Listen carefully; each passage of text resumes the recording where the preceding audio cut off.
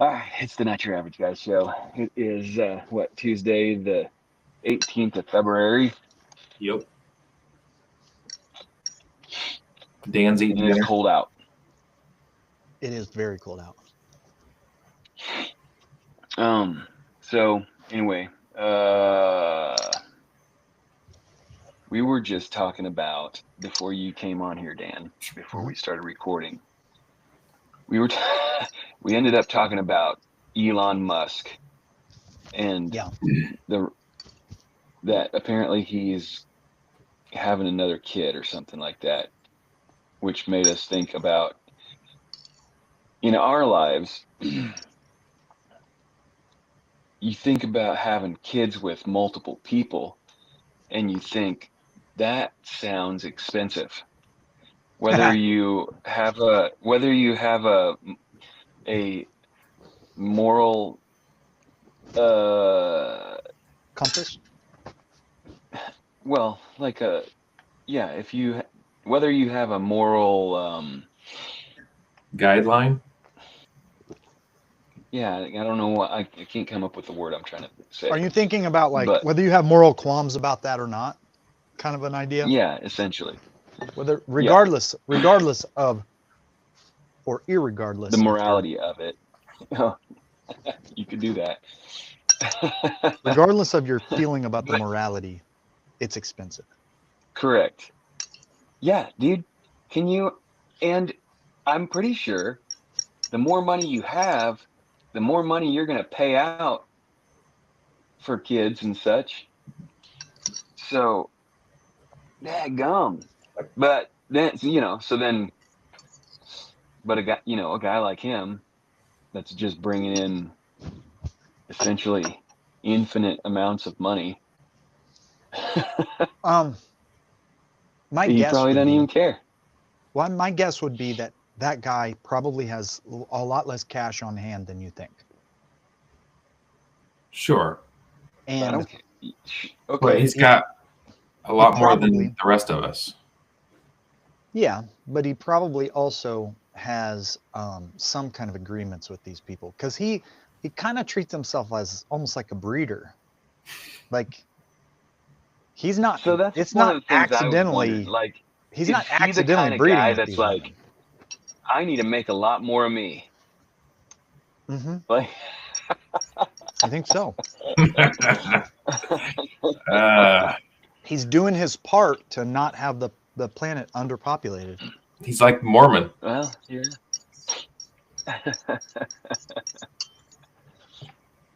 Yeah. Nice. Yeah.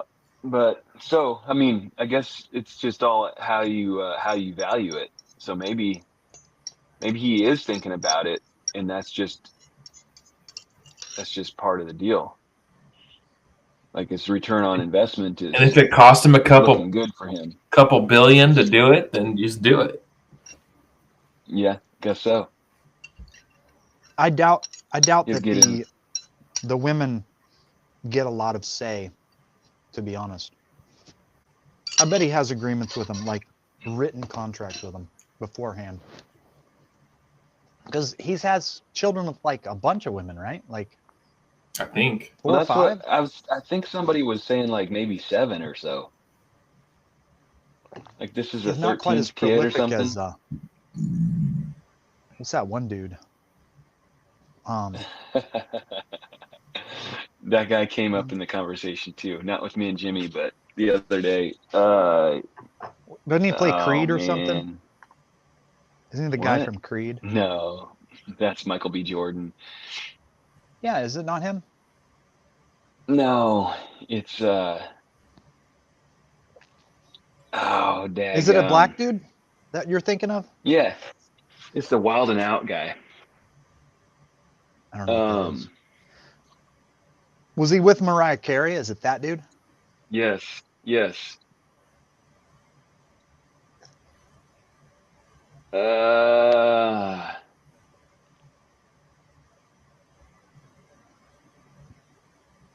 what in the world? Nick Cannon. I think Nick Cannon's got tons of Dude, I kids. don't get that one at all. having kids with Nick Cannon is like having like a bunch of people having kids with Steve Urkel. Like, what was the motivation there, ladies?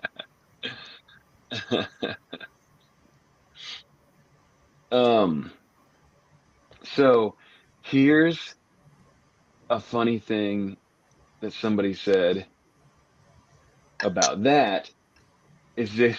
They said, well, I think Nick Cannon has I think Nick Cannon has a bunch of health issues, and he's probably just trying to like make spare kidneys and stuff for himself. Oh, ouch.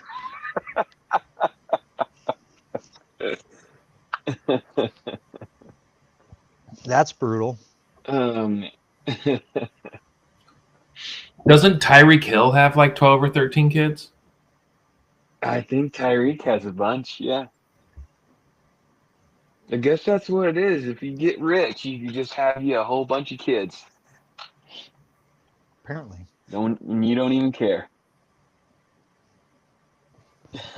It's so crazy. Oh, it's funny. So since I'm not sure what the conversation is exactly going toward, I'll just transition from Elon Musk into a conversation I was just having with a friend of mine who I was working on his plumbing a few minutes ago. Yeah. And we actually, Okay. I'm late to this call because we stood around and talked for half an hour about politics. And Musk came up and various things like that. And one of the things that I would bring out of that conversation, I don't know if you guys have had any good political conversations with anybody lately, but I don't listen to a lot of political, like, I don't know, news. I see some of it, but I almost never think that it's as good or as bad as the news says. Sure. I can't, I feel like if you're a talking head on the right, you're going to make it sound like it's better than it is for the conservatives or for the right-wing people. Or I would say if you're on the right now, you're going to try to make it sound like it's better for the Democrats than it is for the leftists. And if you're a leftist, you're going to try to make it sound like the Democrats are doing some terrible, terrible things. You know what I mean? And when I say Democrats, I mean the Republicans.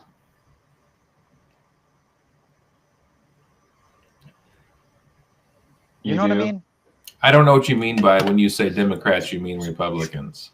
Like, we have like two-party system. Okay. Yeah. And we have the leftists, Kamala Harris, Joe Biden, all those folks.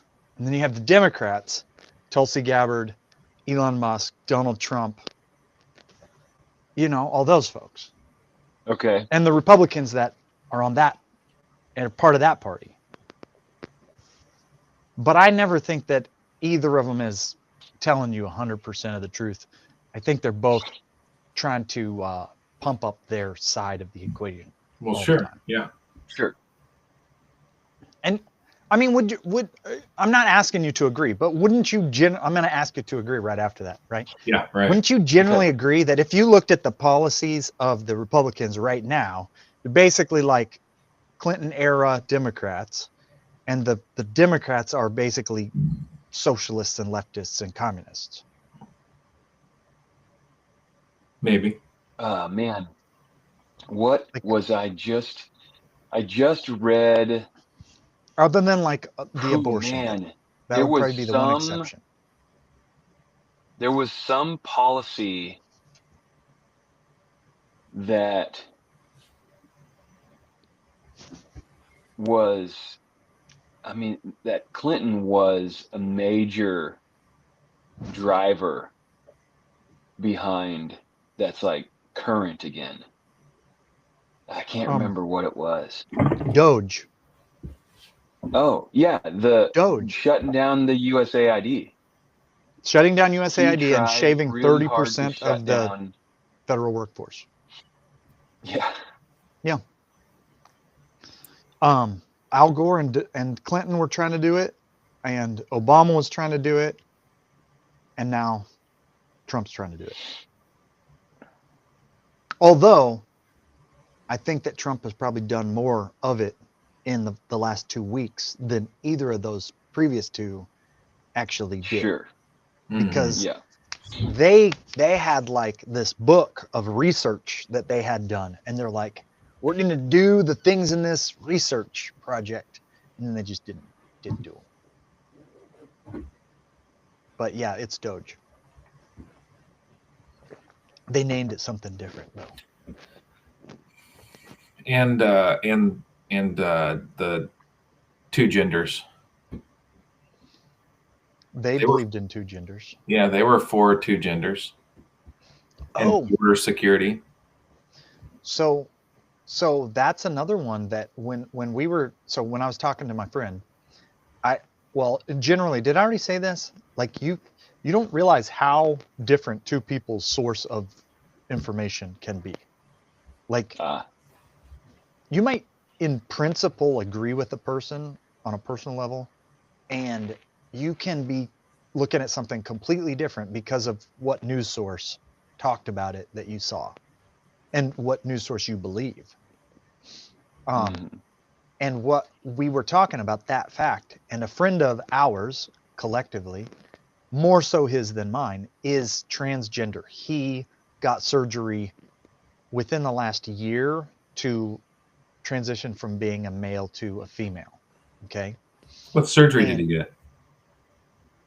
What surgery? Both. What do you mean both? What's both?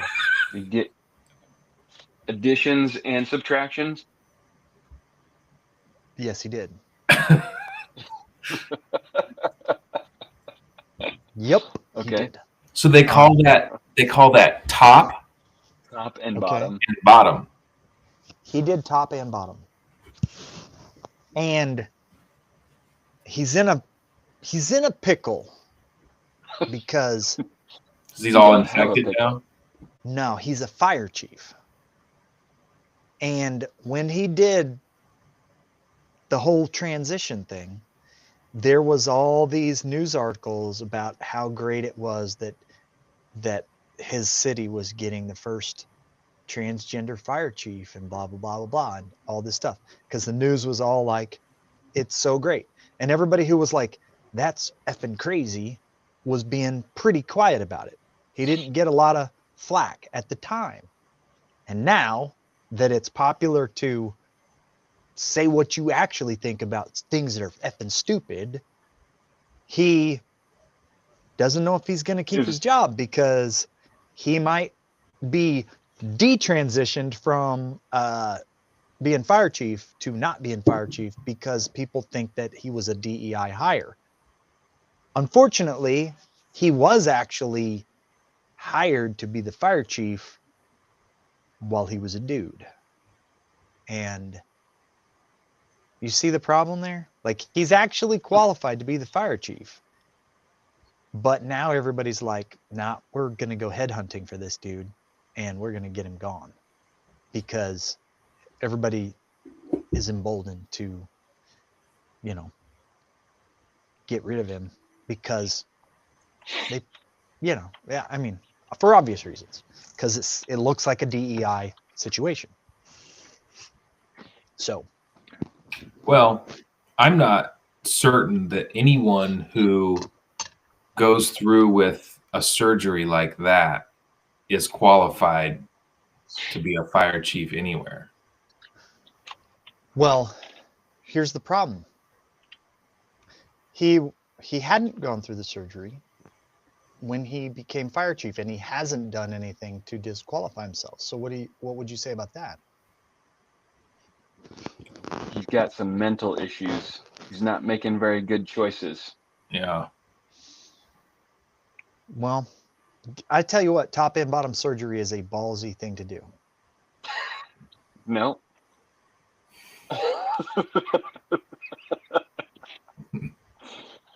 Anti-ballsy. Maybe. That depends which way you're going. Yeah. So he's in you know what I'm saying? Like he's a nice dude. He's in a bind now because I think these folks thought that the world would always be like that, be catering to these types of life choices, and it's not anymore. Well, So I imagine it'll swing hard the other way again here pretty soon. I think you're probably right.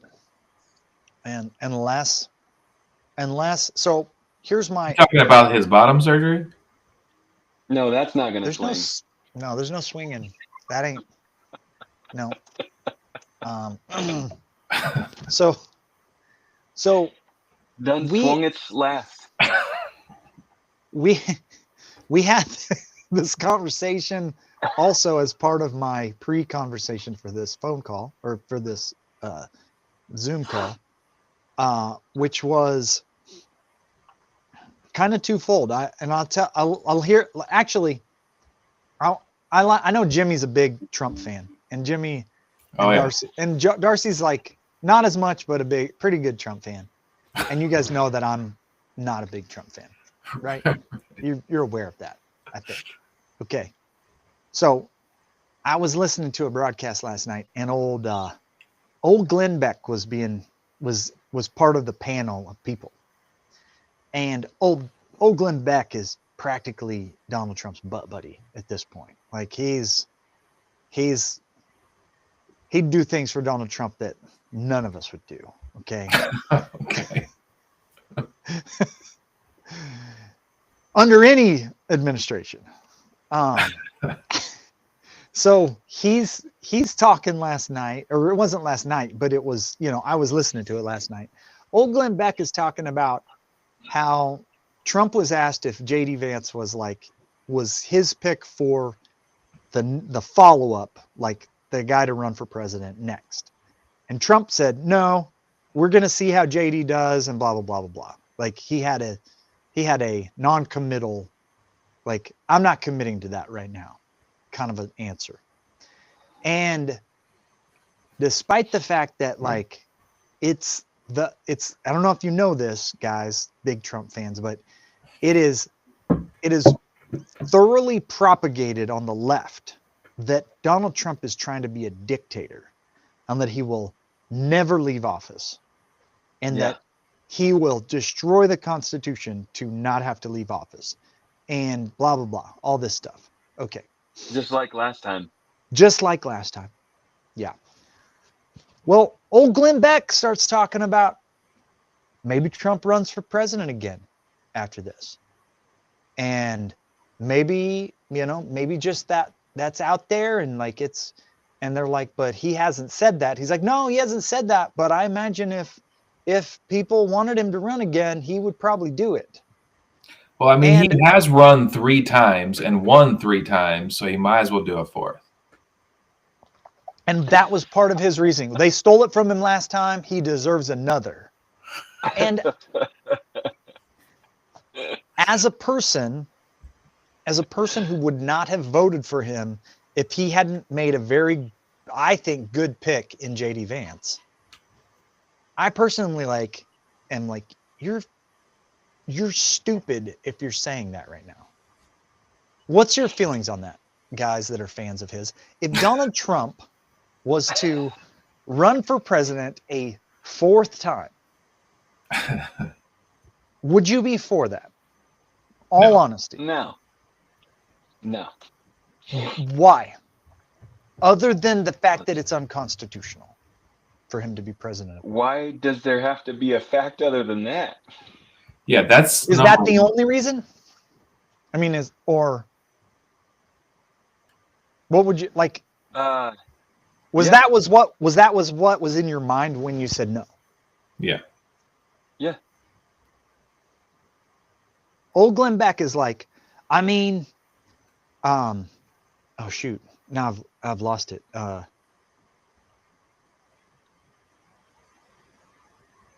president during World War II that had 3 terms, and then they made the constitutional amendment after that it was 2 terms. That would be LBJ. No. Eisenhower Roosevelt. was Roosevelt. no. Yeah. No. Oh, not Teddy. Okay. Roosevelt did. FDR. Was president Franklin for Delano 3 Roosevelt terms. was 3 terms. But I don't think he was voted in 3 times. They just didn't do a vote in the middle of World War II, or what? No, wasn't his case that he was the vice president for? I think he was appointed president when the president was killed, and then ran for president twice after that. That sounds right. Oh boy. Just a second.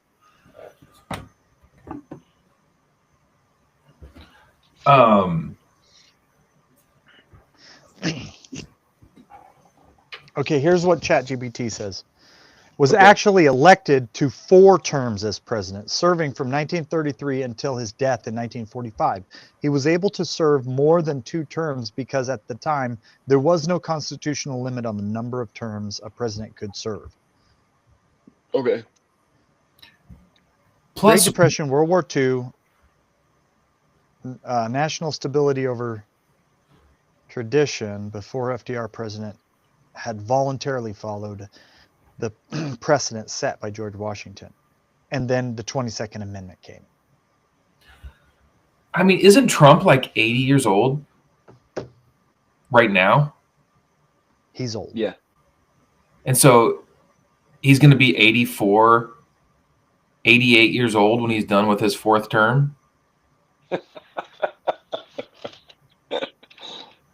He was born in 25. No, wait. He was born in 46. 46. 25, that'd make him a hundo. 70. He's 78. 46 to 25 is 78. Right? I don't know. Yeah, 79. Yeah. Still, that's pretty old. Like, most people die at that age. Yeah. And if he was voted into a 3rd term, then my prediction that he's the Antichrist would be true, I think. Pretty sure. Yeah. Donald Trump is 78 years, 8 months, and 4 days old. Yeah. So are you thinking that the Senate is going to repeal the 25th Amendment? What did you say? 23rd Amendment? 22nd Amendment. 22nd? Yeah. Is that? I'm saying, but that's your fear right now. I'm not afraid of it. Here's what I'm afraid of. If there's anything to be afraid of, the only thing to fear is fear itself. I'm not an alarmist. What I'm saying is, I think that if you there was a moment in George Bush's 2nd term when he said, we have a bunch of political capital and we're going to spend it. That was like, that's your downfall. You don't think that you still have to try to understand what the American people want, that you have been given a mandate that's so powerful that you can just do whatever the flip you want at this point. And he went downhill from there. And my fear is, if there was a possibility of a 3rd term, he would be a better president, maybe? No, I think. So you think that the 22nd Amendment should be repealed? No, I think that if your people who are close to you are talking about a 3rd term right now, you are going to start turning people who are currently kind of positive about your presidency away from being positive about your presidency real fast. I guess maybe. You're 1 month into your presidency, and you start letting your minions start talking about a third term just to see what people might think. And you are looking at trying to lose the midterms already. That's what you're attempting to do at that point. So here's what I think of that, like that specific situation. Do you think that Trump knows or cares about what Glenn Beck says? Um, yes, I think he does. You do? Here's what I Like think. you think that Glenn Beck, what Glenn Beck says could make a difference? Like he's not just a somewhat has-been radio guy. Here's what I think. I think that Glenn Beck has a following of what are they He called? has a Not MAGA very, people, but like very specific demographic. he has a very specific demographic. But here's what I think that you, and maybe you guys know this. The Us hardcore Trump guys. you maybe you hardcore Trump guys know this, but the president, the current president, Donald Trump, has assembled a coalition of very different people. Would you concur with that? And he hasn't done that by just being a guy who gets on stages and talks. He's done that by having an inner circle of people who have a bigger circle of people, and they are directly influencing those relationships. And they have people like Glenn Beck and people like all of these talking head type people on the right, not in their pocket, but they are friendly with them. They are talking to them. They are sending out talking points to them, just like the left is sending out talking points like constitutional crisis, constitutional crisis, constitutional crisis. And so you've got a lot of different people who you've made a lot of different promises to, because they're very different from, the coalition isn't all just of one particular background and bent in Donald Trump's case. The tent is pretty wide. And I think that if he was to listen to people like Glenn Beck at all and start floating ideas like that at all, there's a lot of people who would leave the tent. That's what I think. Does that make sense? I hear what you're saying. I think it's a terrible idea to even think about it. Yeah, but okay, here's what. You can prove me wrong. Prove me wrong. I'll put the sign up. I can't. I'm not going to necessarily prove you wrong. I think that I think that.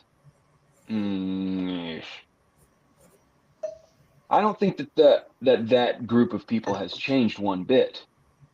That group of people has always been there. And they've always thought exactly the same as what they're thinking today. So somehow, at some point, people like you decided that there was enough value in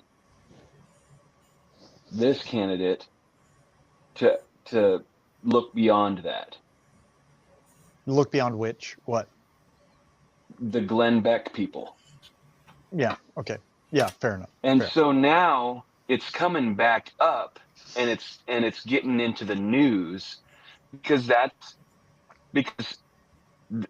what you're being affected by potentially is a leftist strategy that says we need everyone to hear the crazies. Like, put them on the news. Well, this wasn't on the news. This was there. just on a podcast, a right-leaning business podcast where he happened to be. How did you come across it? I'm gonna try and find the guy real quick because I think you'll know who it is. Okay, but so what I'm saying is, I didn't. I don't think that I ever thought that that wasn't the case. That there is this What like wasn't the case? Glenn Beck and his followers, like that. Those people have thought differently than me the entire time. They're like I would legit feel MAGA people. Is I that would what feel you would that say? my vote was much more strategic um than religious, you know? Yeah, Like there's this religious following of Donald Trump, yeah, and the entire like voting body that voted for him gets lumped into that. Like it's just equated. We're we're all idiots that voted for that guy, whereas that's a small to medium portion of people who voted for him. And hopefully, in my mind, hopefully, the majority of people that voted for him don't have any use for a person talking about a third term. Patrick Bet David. Have you guys heard of him? Never heard of her. Him. It was on the Patrick Bet David podcast. That's a Jewish guy, right? I don't know. He looks more like Iranian or something. Okay, yeah. He's a totally like a So I business. don't.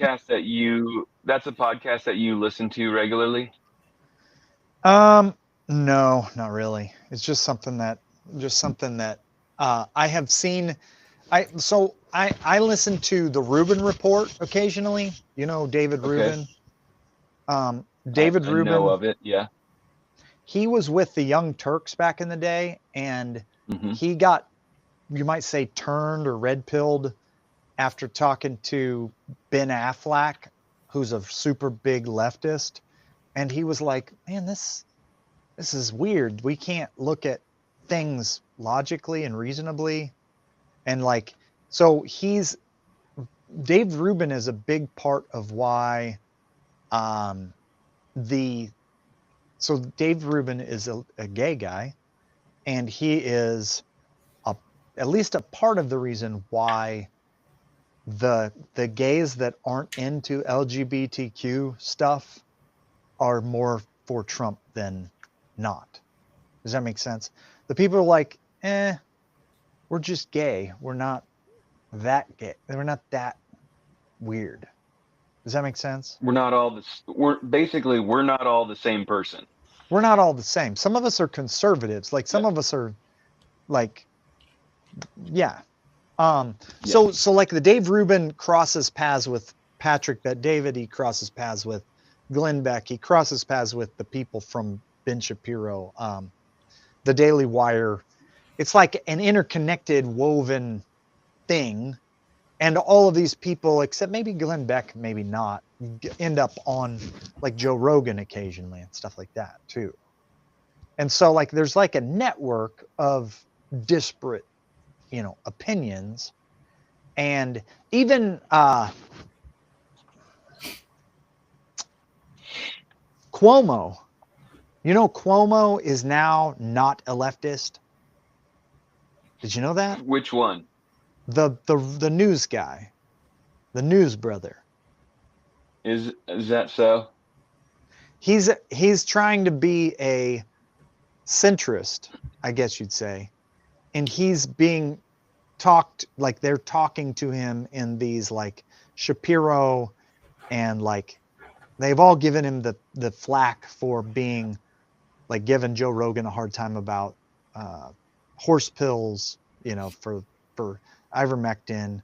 and for being for lockdowns, even though he wasn't locked down and all of this type of stuff, he's definitely done a good job of rebranding himself, let's put it that way, to not being a leftist that's, helping his brother assault women and things like that, So like But he was on the. So is he not? I don't know. I think he's kind of like. Old Mark Zuckerberg. He's like, wherever the wind blows, that's where I'm at, type of guy. Mm-hmm. What's his name? Chris? There's Chris and Andrew, and I can never remember which one's which. Chris Cuomo. I think Chris Cuomo is the radio or the TV guy. Yeah.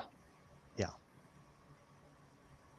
So anyway, we don't have to keep talking politics, guys. Okay. I just thought it was an interesting conversation. Maybe we should have Scott, the guy I was talking to, on sometime. Maybe. He's not a fan of the Democrats, but he's definitely more left-leaning than any of us are, for sure. Huh. And he gets his sources of news from very different places. From different places than we do. Oh, yeah. I get most of mine from NPR. Oh. So you get no news at all. Dan's like, okay, maybe not all three of us. Well, no, like in good faith, I'll bring this one up I think in completely good faith. And if he watched this, I would be completely comfortable with him watching this, what I'm getting ready to say. He said to me something, I'm not trying to quote him, but like he said something along the lines of, well, did you hear that? And here's what followed. And I'm trying, having not researched it at all, to give him the best shot possible of it being something logical, right? He said, did you hear? Heard him correctly or whatever? I'm trying to be very clear that this is what I heard. That, did you hear that one of Trump's executive orders was that, and I may not be getting the wording right,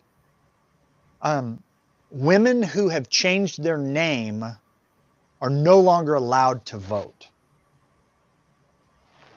And I said, I have not heard that. Yeah, he made an executive order. I'm like, just so that, like, my position is, as a non-alarmist, is if that is the case, let's put the quotes up, it is a second order effect of something else that he did an executive order on, and that it's either misunderstood or not fully processed, and that there is zero chance that Donald Trump got up and was like, I think I'm making an executive order that women who've changed their names can't vote. I don't believe it. There's zero chance that that's true. Yeah. Donald Trump didn't do that. I haven't heard source that from NPR. Says, his source says that, I mean, his news source or whatever he was reading says that absolutely they are throwing a wrench into things that don't need to have a wrench thrown into them. I haven't even looked into it, but that's quite a different source of news than I have been exposed to. Sure. Because that doesn't even make sense. Like, I don't know why. Like, I don't see the logic in it. Like, why would you make an executive order that would say that? Well, you can't. And could you? Yeah, exactly. No. Do you see the logic in changing the name of Gulf of America or Gulf of Mexico to Gulf of America? Do I see the logic? Me? Yeah. Does that make, like, why would we do that?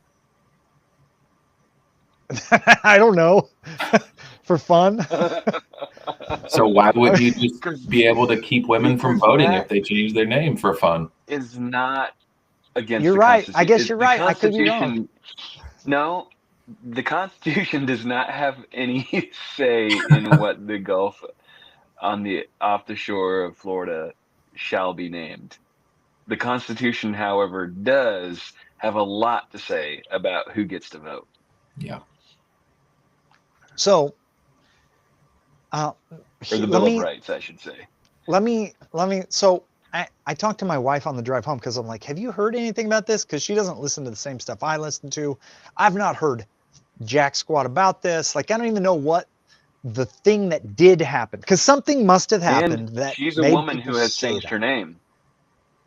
And my wife said, it's stupid. It's people saying that because they're going to require voter ID and your name on your driver's license and your name has to match, that means women who have changed their name can't vote. No, women who have changed their name need to get their freaking ID updated.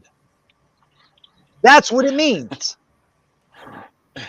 Nobody, not just women, but Also, nobody who So has a she had different heard of it, name though. than their own name. Also, not just women.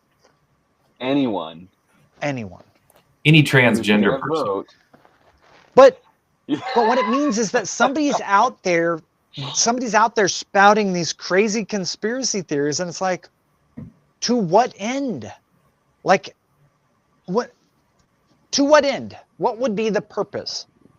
Now, renaming it Gulf of America is a good move, Jimmy, and here's why. Just because. Well, because it's the Gulf of South and North America. It's the Gulf of America. Because we're not America, we're the United States of America. It's not named the Gulf of the United States of America. Right. It's named the Gulf of America, North and South America. It makes perfect sense to me. Half of it isn't in Mexico. So unless you're going to just draw a line through the ocean and be like... And Mexico's in South America. I thought Mexico was in Central America. Central America. I think Mexico's half in North America and half in Central America. Maybe. I don't know. But it's in America. Is Central America a continent? Yeah. Mexico's in America. Yeah. Mexican Americans like to eat beans. You guys talk a minute. I'm going to come back to this. Go out with girls named Rhonda. Mexican Americans.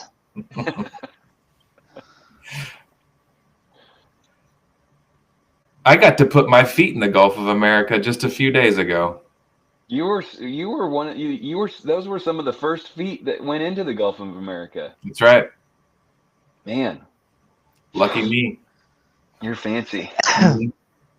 I had to be there for it. Like, when I heard that was going to happen, I was like, I just have to go to Florida and do it. Good for you. I know. Just want to be there for the historical moments of this country.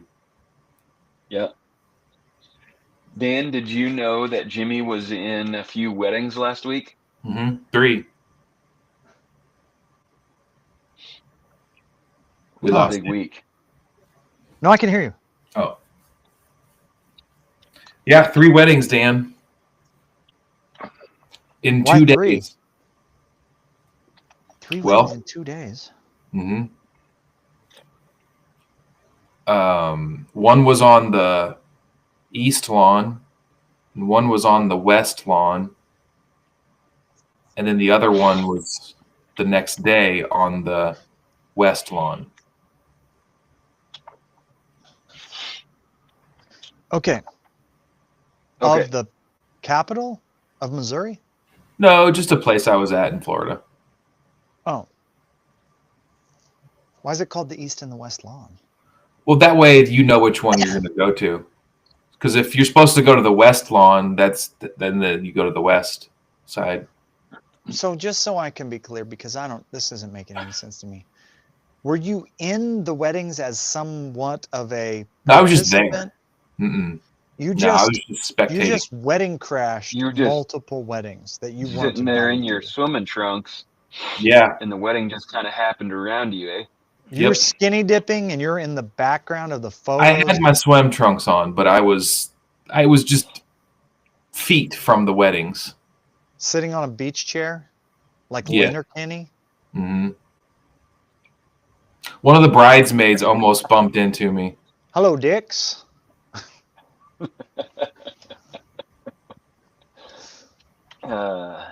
That's cool. So you were in the photos of the wedding, maybe. I'm sure I made it into plenty of them. So it was called Gulf of America or Gulf of Mexico long before the United States existed. The name originates from Spanish explorers in the early 1500s who referred to it as Golfo del Mexico, Gulf of Mexico. It appeared on early European maps as Spanish explorers such as blah, blah, blah, 1519 mapped the region. Okay, now that I know that, I'm officially against renaming it the Gulf of America. Okay. Yeah. How about that? It doesn't matter what you think, Dan. Here's my problem. And this is going to bring up my third political, or fourth political point for the day. Okay. I will be a true believer in the president who uses the overblown presidential powers to reduce the powers of the president back to what they should be. I believe that the presidents since about Reagan era, actually probably since Nixon, have leveraged the presidency more and more and more to give the federal government more and more power, even back to, honestly, even back to Lincoln. More power and more influence than it should have over the way that the country runs. And I kind of like the idea of a federalist system where the federal government takes care of commerce between states, commerce between our nation and other nations, and national defense, and F's off of everything else, and leaves all the other stuff that has to be organized to the states. And, Yep. and the president that actually comes in and says, I'm going to use the presidential powers to reduce the federal government back to what it should be, and to reduce the power of the president back to what it should be, that dude has, like, I'm on that dude like Glenn Beck is on Donald Trump. I think you're looking at the closest you're ever going to see. If he does it, if he continues on this path, I'm all about it. But if he gets people like earworms in his head thinking that he's got the clout after doing all of this to run for president a third time, I think that He can't. it becomes stupid at that point. You see what I'm saying? Won't. Like, if I don't think it can happen. If he would use the executive powers to make all these executive orders and then figure out a way to actually remove that executive power from the executive by encouraging Congress to actually pass a law that, like, puts limits on the executive branch, I'd be like, you did the absolute right thing. You sacrificed yourself for all of us. That would be amazing. But I don't know if he will. Do you think he will? Do you know what I'm saying? Like, does that make sense? I doubt Do you know that what he I'm will. I think that just the stuff with the Doge and whatnot is what it's going to be, and it's not going to go beyond that. Beyond that. But I think that's the only thing in your lifetime you're ever going to see of the presidential, the White House reducing the federal government. I think the only time we're ever going to see that is right now. Yeah. And I think you're it's going right. to swing hard again when he gets out of office. It's going to So, swing like, the other way, and all that stuff's going to come back. it's all going to go away. You can't lock it in place unless you remove the power from the president, and that power isn't actually constitutional power. It is power that has been allowed by the Congress and by the courts. Sure. Well, so plenty of these NGOs that are getting defunded aren't going to be able to just fire right back up. They're not. But they should take legislation. But the fact that they don't make it like here's something that I think, like, when me and Mike Rowe run for president, I think that a bill that goes through Congress should have one purpose, and that purpose should be, there should be a law, there should be a rule that a bill that goes through Congress has to be able to fit ostensibly on one page. And that bill that everybody votes on, in the same voting way that they do now, it has to all fit on one page and be read by someone with a 100 IQ, an average IQ, and understood. And not agreed with, but like 100 people with 100 IQ have to read it, take a test on what it means, and pass the test. Because 2,000-page bills going through Congress, you cannot tell me that those people even know what they're voting on. All they know is this little pet project in my state that's going to bring $100 million. That's what I voted on. It's stupid. Yeah. Mm-hmm. And but they all do it, and so they don't want to stop it because they're all benefiting. I do think that people run for Congress, run for Senate, etc. I think that they actually have good intentions a lot of the time, maybe 51% of the time. And they get there and they realize my only job for the next 6 years is to get reelected. And the only way I'm doing that is bringing a bunch of money back to my state from this monster. I can't do anything if I don't get reelected. So I have to play this game. I have to give the votes to the people who are actually in charge. And I exchange my votes in all of these BS things for benefits to my state. And that's the only thing I'm actually able to do here. Yeah, the machine's too big. It's too big. It's too big. You make a rule that they have to vote on things that they understand, and all of a sudden you're like, oh, and the thing is, that would actually slow the government down to an almost screeching halt, which would be perfectly fine. Because then they'd have to be like, well, if we're going to get anything done, we need to vote on 10 separate bills every day. And those bills, they have to make sense to us because numbskulls have to be able to understand them. I don't know. I'm ecstatic about what's happening right now. Can you tell? I don't know if you can tell. I'm ecstatic about it. But you've got to do something to lock in the changes, or the next person is going to get in there and they're just going to be like, man, you gave me a lot more breathing room to do all of the things all of the Democrat wet dreams that ever happened. So you want Trump to do a third term? No. I want Trump to. I want Seems Trump like you're to. kind of waffling. No. I want Trump to use the executive power to take away executive power. That's what I want him to do. I would like to see him cut the federal government in half, send all of the power back to the states, and then convince Congress to pass a bill that prevents the executive from doing any bullshit like this ever again. Mm. The executive of so here's the thing. Here's what I think people are not seeing clearly. Okay, Congress and the Senate, they make the laws, right? You got the House of Representatives, and that's based on the number of people in your state, and that's how you get your House of Representatives. And then you have the Senate, and those people, it's 2 per state. So you got to get a law to go through the actual representatives that represent about 750,000 people. You got to get them to come up with a bill. They send it up to the 2 per state. So each state has equal say on that level. Okay. So now you push it over to the president.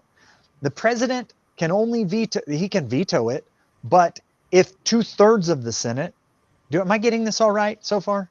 Yeah. If 2/3 of the House and if 2/3 of Congress collectively say it is a law, then the president is forced to execute that law, whether he likes it or not. And the only way to actually make the president execute the laws that the Senate and the Congress, or that the Congress as a whole, the Senate and the House of Representatives pass, is to make them small enough that you can actually observe whether or not he does do the things you said he does. So what we have is we have people on one side saying, he's doing all this unconstitutional stuff. And it's like, no, he's not. What's happened is the Senate and the House of Representatives, if I'm saying that right, have purposely made a bunch of laws that obfuscate what it is exactly that the executive is supposed to do. And then they have given these agencies what was called Chevron deference to make up bullshit rules because they say that those rules help them to implement the laws. And then the president is sitting up here over it, saying, yeah, keep doing that, keep doing that. And now you finally have a president who's like, I'm the executive. I can literally cut things that were not specifically designated by the Senate and Congress. And the Senate and Congress are like, wait. That's not why we had all of this gray area built into this. We had all this gray area built into this so that we could benefit from passing laws and we could move money toward ourselves. We could sit on boards of organizations that were formed to spend the money that we basically had only kind of earmarked. And we have an executive who's saying, if you can't show me what law it is that you're fulfilling, you don't get your money. And 80% of what's going on was never actually specifically passed. And the Right. 20% that was passed in these bills that were so enormous that the people who passed them couldn't have possibly understood what they were. Am I wrong about that? Sounds right. Do I seem like I want him to run for a third term by saying all Yes. that? Yeah, that's Kinda. what it seems like, doesn't it? Let me put it a different way.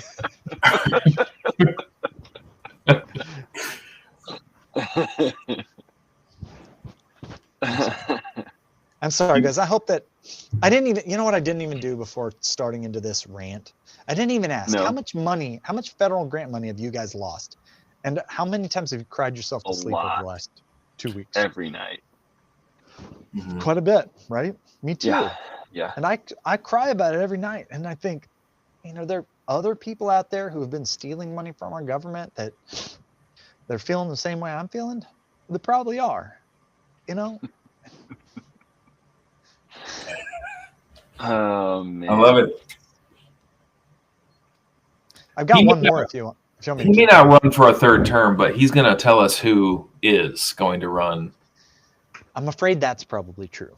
I don't think you can avoid that. If he's relatively successful during this term and his administration deserves, like the way he's doing things deserves another term, Right.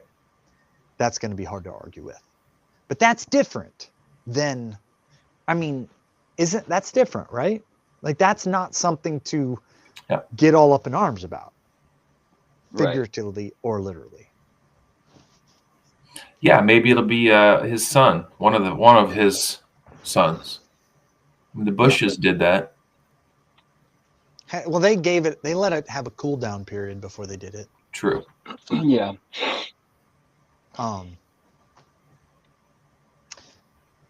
I have one more political one. If you want to humor me in one more. Sure, why not? Okay. And you guys might, because I'm going to do some name calling in this one. You haven't yet. So I heard yesterday that there was Missouri farmers who were not getting payments that they were promised by the government. Okay. And it's probably true because a bunch of USDA stuff is getting cut, right? So I called a friend of mine who was like, yeah, Wayne, you guys know Wayne, who was like, yeah, a bunch of stuff is getting cut. But he's like, but the reality is that like a lot of those federal programs are not allocated very well. The administration costs of everything USDA is like half, which, he might have been being facetious, but it's like an enormous amount of money that gets spent on USDA that never, ever makes it to farmers. They're building buildings all over. Does And that seem surprising to anyone? no. And they're staffing up everything. They have been staffing up everything because that's a big part of how Biden was keeping the jobs numbers up, was by hiring a bunch more federal employees. So he was not like butthurt about it. He's like, I mean, serves you right if you got too deep in bed with the government to not be able to survive without your government payments. Like, he's like, the one program that really is of service to farmers is crop insurance, which is they pay 60% and the government pays 40% for crop insurance for crops that the government wants to see grown.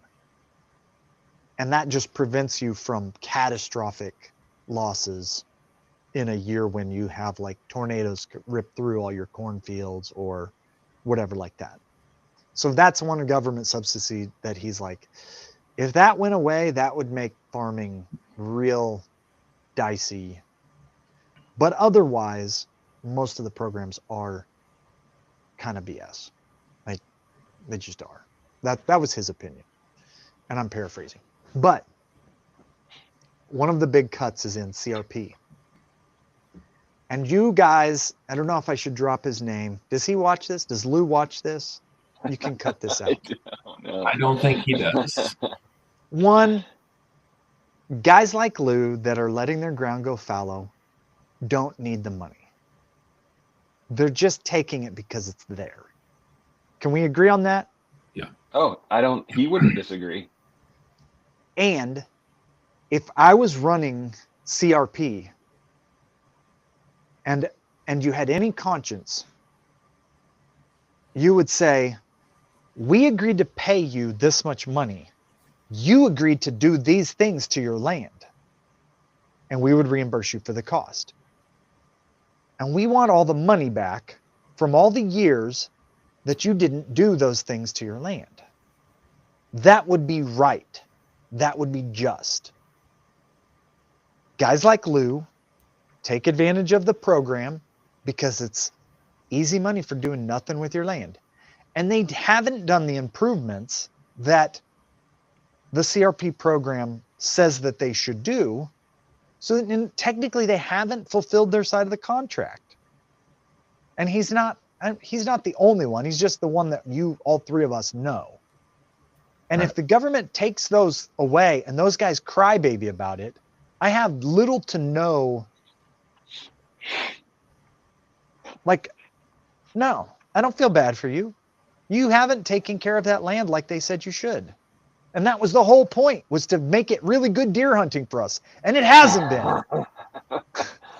I mean, obviously there are going to be the people, but sure. I wouldn't think that anyone who has been getting free money for doing nothing with their land has any leg to stand on when the money stops. Right. It's just like, well, that was good while it lasted. But here's the problem.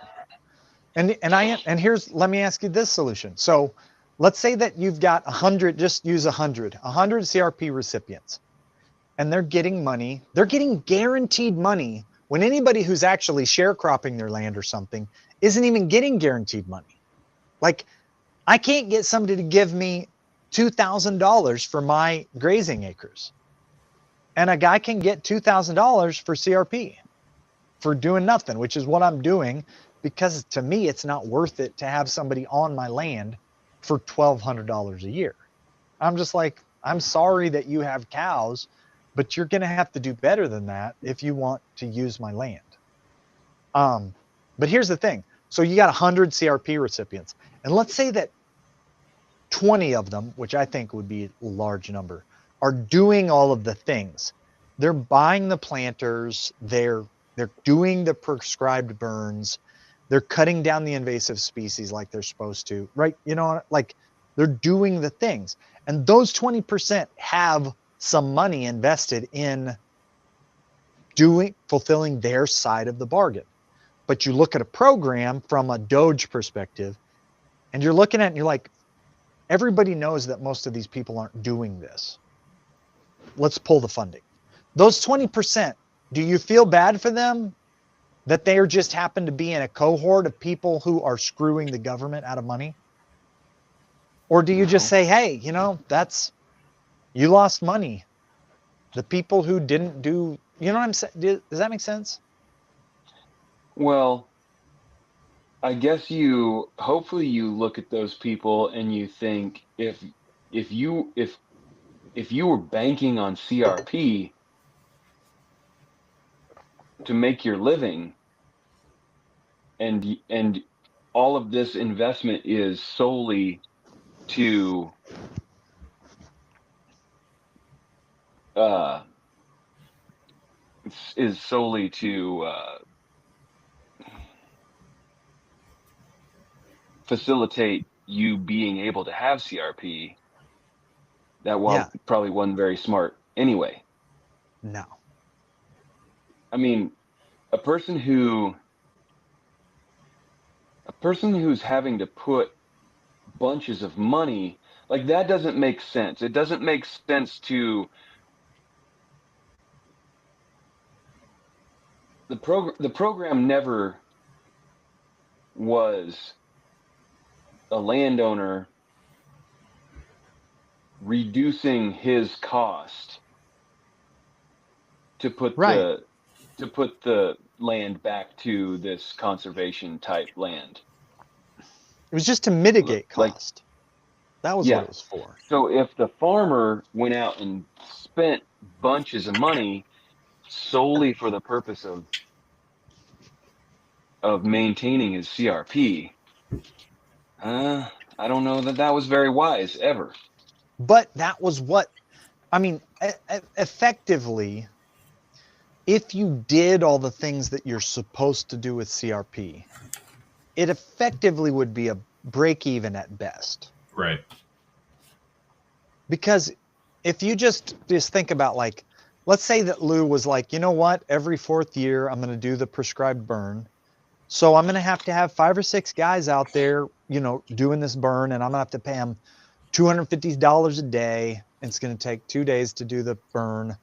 And I'm going to spend $3,000 every 5th year doing that. And then I'm going to have a guy come out and spray Roundup on the thorn trees and this and that. And, like, effectively, he would be spending all the money they're paying him doing what he's agreed to do.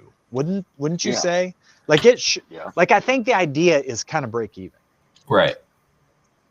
Like, you keep the land up for wildlife land, but it doesn't cost you anything. So you're not like, and so, like, a few of the people are doing that.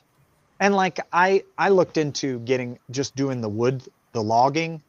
They'll have their forester come through and mark trees. And if you cut down all the trees, they'll reimburse you at an equivalent rate of about $15 an hour. So let's say you paid somebody all that money. You go to put in for your check and you've got $5,000 out. It shouldn't be your livelihood, though. I mean, Right. you should have more margin than that. I think we agree on that. Which I think is still what Wayne was saying. Right, I think so. But everybody's like, once you're on the government teat, nobody wants to get off of it. And if you're too far in, too deep, the government can do whatever it wants. It can hose you. Like, that's a fact. You shouldn't be that in bed with it, I think. Yep. Sorry.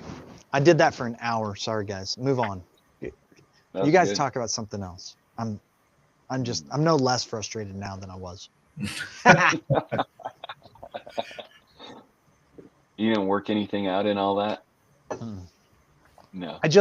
What the problem is that I solidify my views when I talk about it. Like, they become, like, more deeply ingrained the more I Yeah. talk about them. It doesn't All help right. to talk about them. I should just be quiet. All good. So are man. you All good.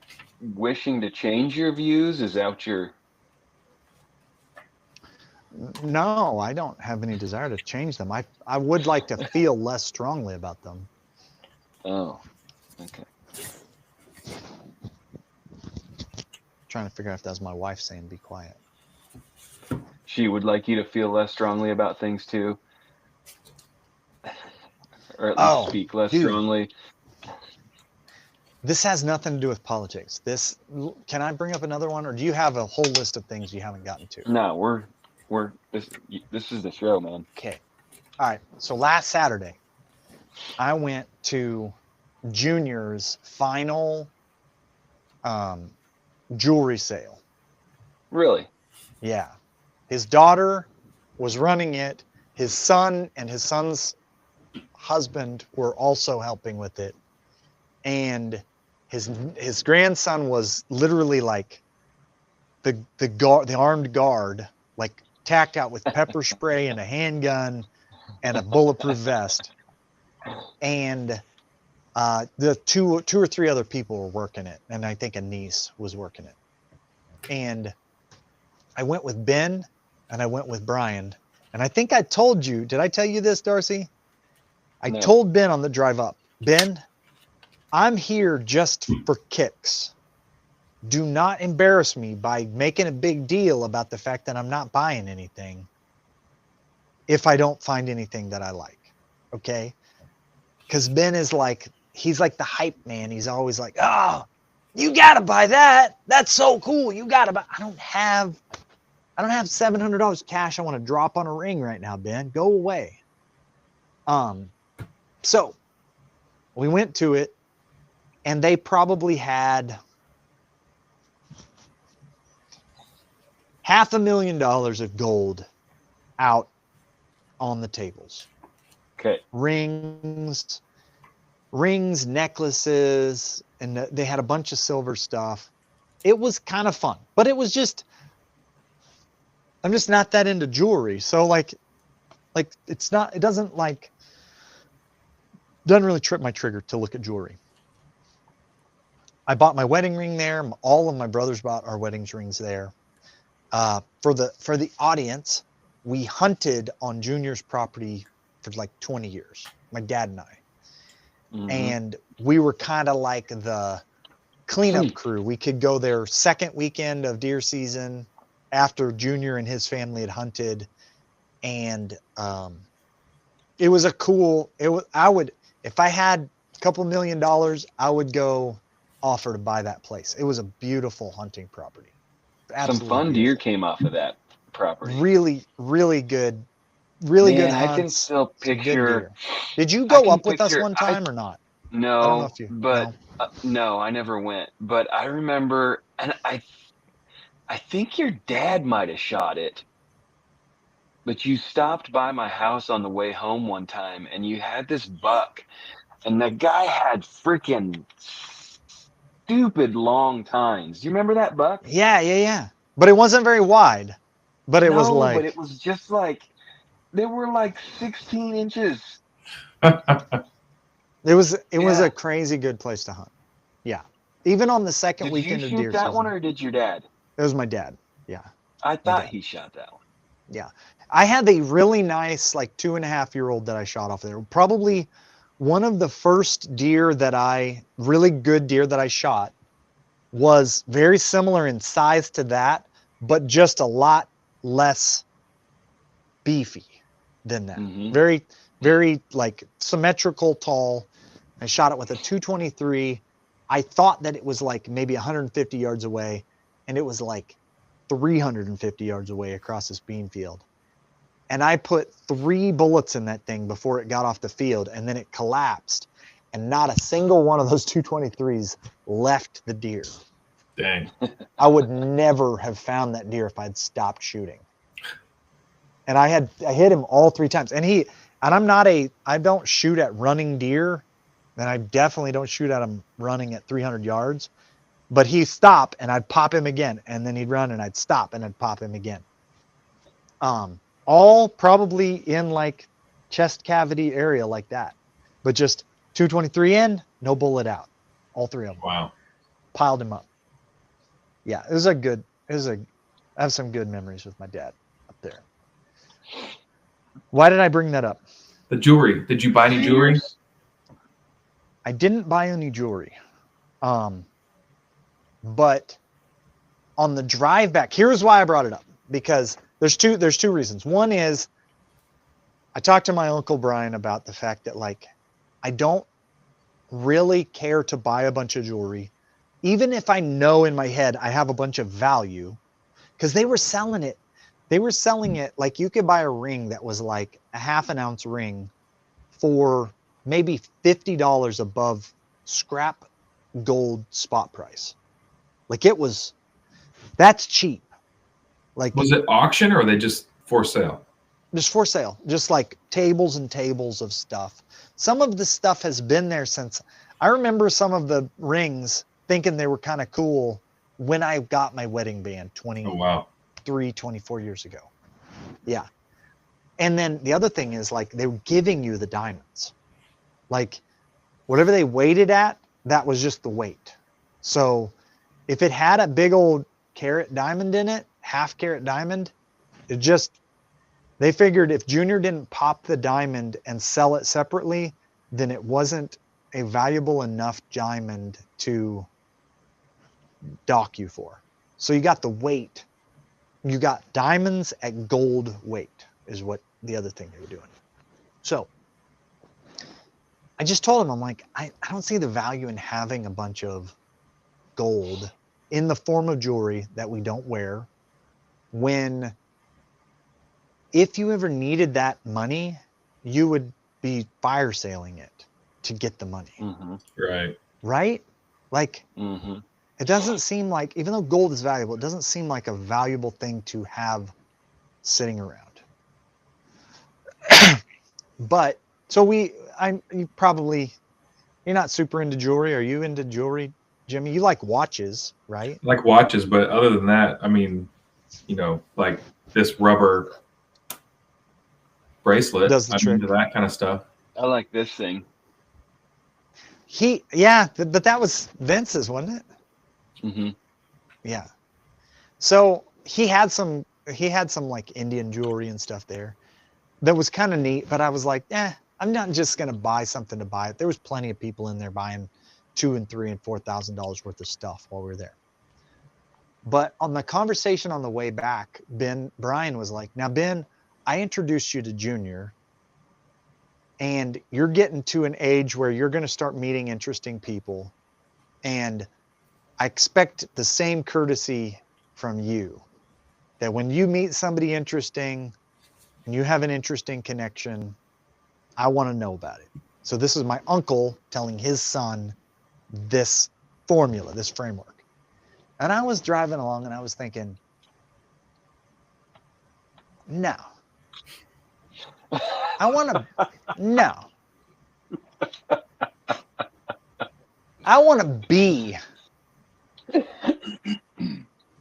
be the interesting person. Screw introducing people to interesting people. I want, like, I'm old enough that I need to, like, get on the become the interesting guy track, like, There you go. right now. Am I wrong? What's your guys' thought on that? Like, I love it. Heck yeah. Yep.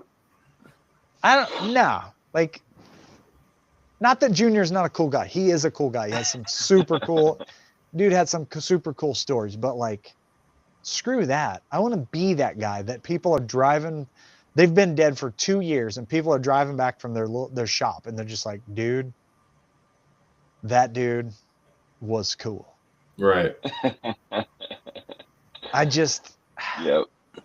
How do we do that, guys? Come on.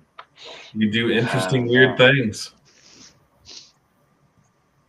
Is it a good goal, Jimmy? I know you're not much into, like, the, like, woo woo, right? But, like, isn't that a kind of good goal? Like, I think it is. Yeah, no, I like it. So I did not know Junior. I guess, did he come to your wedding? No. I don't guess I ever even met him. Okay. So I don't there's a think, reason that you never but met him. because you didn't want him to know who I was. No, so he in I the I short noticed version you of the didn't story invite is me to go last Saturday. the short version of the story is this. Junior had a partner and they both used to buy and sell jewelry and things in Kansas City and St. Louis. Uh-huh. And they were like wheeler dealers. They would buy entire stores that were closing down and just Hmm. figure out what could we liquidate all this stuff for? Could we make double this amount? And they would offer to buy out an entire jewelry store or an entire farm and home. Like they Yep. were just like, they were kind of like the junkyard dog of the business world. His partner got murdered in St. Louis. And like $100,000 or $200,000 worth of jewelry stolen. And the reason that they caught the guys was because this kid was bragging to friends at school that they had offed a jeweler, and word got back and like the police traced it down and in fact like investigated it and figured out that this kid in high school and his dad had in fact killed this dude. And they would have never known where to look except that people were like, that sounds a lot like this news article about this jewelry guy. And after that, Junior did business with people he knew and people they knew. And if you were more than like one step out, you didn't know who Junior was. Or if you were in the Cameron community for a long time, people also knew him as like the guy to go to get like a hard luck loan too. Hmm. But like that kind of solidified his like low key. I But knew some people. I knew multiple people that knew him. oh yeah. Like you probably knew people, you probably know people, I'm well, talking about you and your dad. yeah, but like at one point, like in the George Brett era, like everybody in the Royals knew the guy because Sure. he was like a wheeler dealer for like kind of high roller type people. If you needed something, he would find it for you. Guns, jewelry, vehicles, like back when the internet wasn't a thing, he was that like guy, you need a PS4 on Christmas Eve.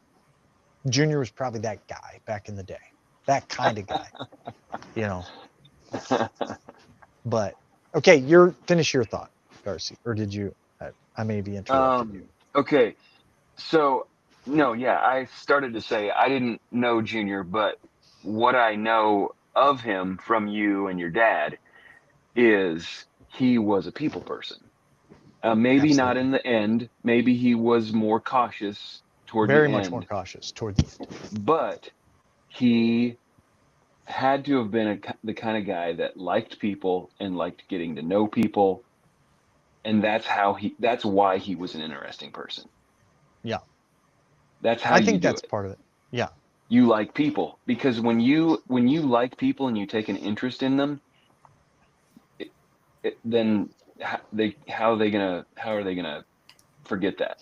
but he wasn't like an outgoing person. That's the thing. Like he had his jewelry thing and his like wheeler dealer thing that drew people to him. You know, Okay, yeah, he wasn't just like yeah, like, yeah, hey, but he wasn't like but a also schmoozer. I mean, you said that he was the guy that people would come to for a loan. Right. I mean, that's a pretty specific type of a person, and even as a businessman, that type of thing, you gotta you gotta care about people to be Yeah. giving out hard luck loans. Not giving, of course. He's still a businessman, but Right. that's a risk. Like that's kind of an unnecessary risk for a guy that I doesn't need I to do think you that. have to you have to build a little cushion in to be able to be that guy because you're going to get burned sometimes. Oh, for But he sure. There's no chance that you're not. but he was also very shrewd. He knew the difference between a drug loan and like a Hmm. can't get to work, need a car, you know, kind of the pawn shop kind of loan. You know, like Right. he knew people. But that here's the cool thing about that. So like you're talking about a guy who was rolling with like real estate wheeler dealers, people sitting in there doing $100,000 of deals on jewelry, buying a jewelry store, and also giving a $2,000 loan to like that lady's grandson so that he can get a car, so he can get to his manufacturing job, so that he can bring some money home for them. You know, like, Mm-hmm. and not the guy who's like throwing out money at things, like never the guy that's throwing money at things that are fruitless, futile. Because like if you weren't good with money, he wasn't going to be doing business with you. Yeah. But and that's just one version of that person. That's not like, you know what I mean? Like it's not like you have to Mm-hmm. be that guy to be notable. No. I mean, it could be something else, something different. But like how do you get to that, like, and my wife goes, I told my wife this when we were sitting there at something or like the day after, and she's like, I think people think you are that interesting person. I'm like, yeah, but like not on that, like not on that level of like, granted, I'm not 80 either, but like Right. one, I don't think I'm that generous, and I'm also not that good of a business person to like him. I don't know. I just, how do we move from where we are now to legendary? That's the question. Okay, here's the thing. What about your dad? There were ways in which my dad is Where did he legendary. fall? Yeah. Where did Yeah. he fall in that? I mean, he was up there and he didn't have the money. So you can't equate that, like, Yeah, it's that not can't about be money. the part either. It, Right. like, there's this X factor, So Dante. I I think that one of the things that makes a person like my dad, not just my dad, but a person like my dad get to junior status in the like legendary is that They died. no, they did both die. Junior, Jimmy, do you know about Junior, how he died? No. So there's a children's book that I want to get my hands on about one of Junior's escapades, where he ended up accidentally getting kidnapped by a Mexican drug cartel. That's pretty epic. Like Pretty epic. there's a children's book written about it by a dude that knew him, but still there's news articles about the event for real. It's a real event. And then there's like a book written about this event. And I wish I could get it and read it because like that'd be pretty epic. The one way in which I would say my dad did this, and this is maybe a clue to how, is he naturally made interactions with him memorable. Hmm. Like there was like everybody who interacted with him had a memorable interaction with him. Would you like maybe right off the bat, maybe like a little off your rocker right off the bat, which kind of like cements something different about this guy. Yeah. Right. And like once you got to know him, you're like, oh, he's just like a dude, like a normalish guy. But like yours, Darcy, your first time of really meeting him was like, yeah, just stay at our house. And you just like, part of it wasn't his fault that you didn't know if you were at the right house. But Right. then like he was known for stoking that fire so freaking hot that you couldn't sleep in the house. And you succumbed to Yeah. the oldest trick in the book, ended up basically in your boxers in his living room by morning. Yeah. Right? Like it all came together that was Yeah. like your first interaction, right? Yeah. And then I'm pretty sure my second interaction. So now you and I know each other pretty well because we've been Yeah. traveling Chumming back around and for a while. forth. But I have only met your dad the once, and I'm back at your house staying for some reason. What I don't remember the occasion that put me at your house. Here's what I think happened. I think we were probably going to head down to the Clarks again, Mm-hmm. and I came down on a Saturday night, spent the night, and we were going to leave after church to drive Mm-hmm. down there. Um, so I got there before everyone went to bed. That's like I'm still when I listening. met your family. I met Yeah. your brothers and sister. They were dinky at the time. Right. And I met your dad. And I had my guitar because we were traveling down there. And I played a song. Yes. And the freaking next morning, as he's walking out the door, he says, I'm going to have you play that song in church this morning. And leaves and closes the door. Walks away, leaves for church. And I said to you 15 minutes later or something, uh, was your dad serious? And you were like, what did he say? And I said, he said he was going to have me play that and sing that song that I played last night in church today. And you said, I don't know, maybe.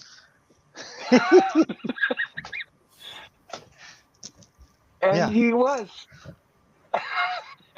And So, you like, took your it's guitar the, because you were not yes, sure and I whether took he my was guitar to serious. church just in case. Oh And man. I played and sang in your dad's church the second time I'd ever met him. Was it, What was the I song? want to fall in love with you. Probably, I want to. Was that probably it? that was the Yeah. Jars of Clay era. Mm-hmm. Oh, that's so Yeah. good. Yeah, So that's really memorable. this is true.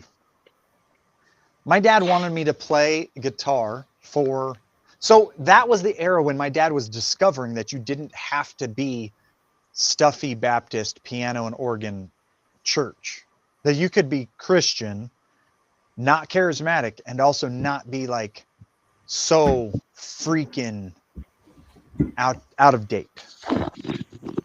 And he was trying with all of his might to update a church, an entire church that he had been at for a while.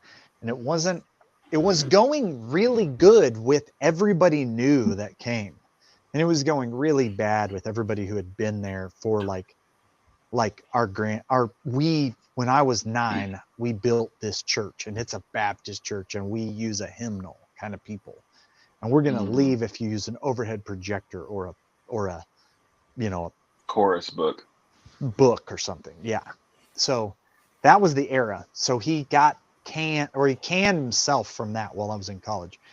And I had psoriasis super bad on my hands to where I couldn't even play guitar because psoriasis makes your skin produce so fast that it like you can't develop calluses on your fingers. So I couldn't play because my fingers would like bleed.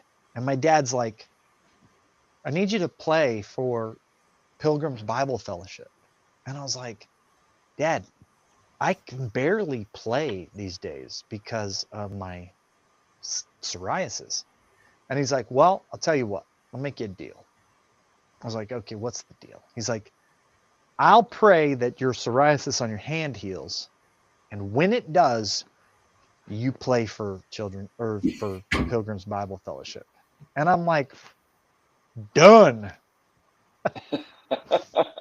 And like a month later, I'm like, oh, dude, my psoriasis is healing.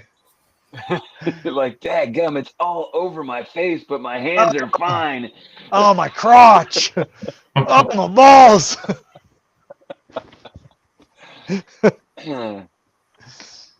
That's a true story. And then I played for them for like several months before we moved back to Kansas City. And then they felt bad because I abandoned my dad. Was that the one? Where was that? It was some at the community center, and it was some out at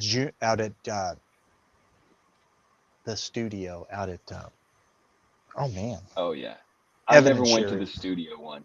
You went to the. I was at the community center one. Yeah.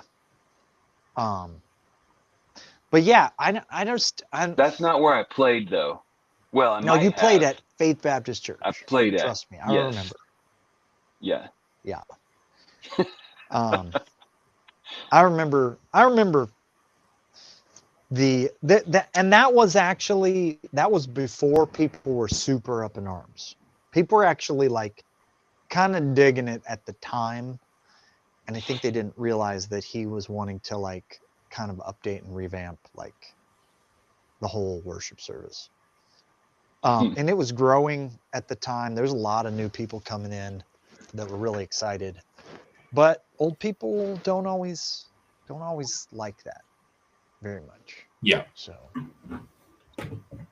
what do you got, Jimmy? What's your MO? What's your methodology? Do you want to be like, are you down with this idea of becoming the memorable people? I'm down with it. I don't know that I don't know that I'm gonna like. That's not going to be a goal of mine to be that person that people think is cool. I'm just going to be me, and if that's how it works out, then that's how it works out. If people find me interesting and cool, then that's great. I don't think that it's necessarily like hey, I have a goal of being interesting. I think that it's like, think about the interesting people that you've met and the interesting like storylines that you're interested in. And like, what are those, and what makes them, you know what I mean? Like, okay, who's the guy at the Super Bowl, Darcy? I was like, oh, I forgot that guy ever existed. Oh man, Harry Connick Jr. Harry Connick Jr. Like, I'm not saying he's not interesting, but obviously before the Super Bowl, nothing had ever like previously. Like, I still don't know crap about the dude. I don't know why he's famous. He sang at the Super Bowl. Is that what he did? Yeah. Or he talked? He sang. He sang.